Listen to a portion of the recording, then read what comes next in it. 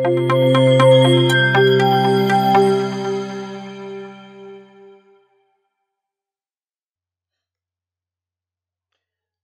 علیکم. امین ببرگزایم د پاورپوینت څلورمې ښوونیزې ویډیو محتویاتو سره چې ټکس یا متن ته مې ځانګړې کړې ده د تاسو سره یم. په پاورپوینت کې له ټکس یا متن سره کار کول ډیر آسان دي.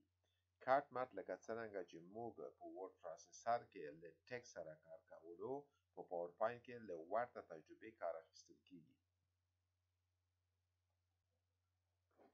د پاورپوینت په سلاید کې د ټکس یا متن اضافه کولو لپاره د انسرت ټاب په فعالولو سره له ټکس ګروپ څخه ټکس باکس په نښه کوو، یا په داسې حال کې چې د هوم ټاب مو فعال وي د ډراونګ له ګروپ څخه د شیپ په آیکن باندې کلیک کوو او له ځوړنده شوي باکس څخه ټکس باکس په نښه کوو، او په کوم ځای کې چې متن اضافه کول غواړو ماوس پوینټر ورو او کلیک کوو یې او خپل متن تایپوو.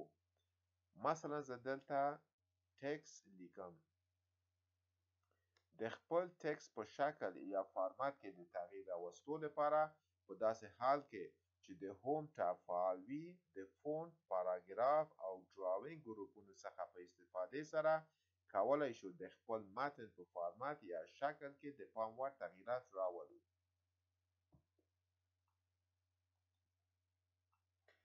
لکه د فونټ له باکس څخه فونټ او د سایز له باکس څخه سایز یې تعیینولی شو. همداشان بولد، ایټالیک، اندرلاین، ټکس شادو، سټرایک ترو، کریکټر سپیسینګ، یعنی که چیرې غواړئ چې د تورو ترمنځ فاصله زیاتول غواړئ له دغې آپشن څخه کار اخیستلی شئ.